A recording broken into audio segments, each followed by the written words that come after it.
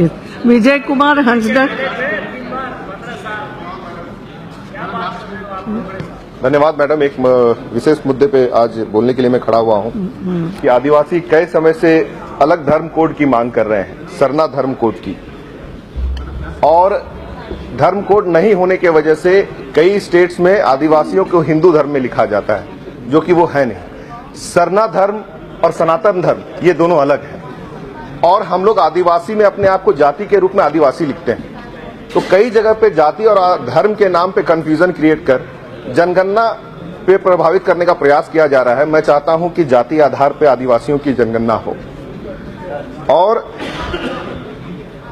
सदन के समक्ष मैं ये बोलना चाहता हूं कि कोर्ट भी इस बात को एक्सेप्ट कर चुकी है कि आदिवासी फर्स्ट इंडिविजुअल्स हैं इस देश के, और कई कानून जो आदिवासियों को बचाने के लिए कई स्टेट्स में बने हुए हैं, जो भी 5th शेड्यूल है, 6th शेड्यूल है, पी पेसा है, CNT SPT एक्ट है, इन सबों के साथ लगातार छेड़छाड़ हो रही है। इन्हें कमजोर करने की प्रयास की जा रहे हैं। इन्हें बचाने की जरूरत है। और आदिवासी जो कि जिनका इतिहास इतना रिच है, और आजादी की पहली लड़ाई अगर हम हमारे देश में ही इसे एक्सेप्ट नहीं करेंगे तो बाहर के दो लोग कैसे जानेंगे।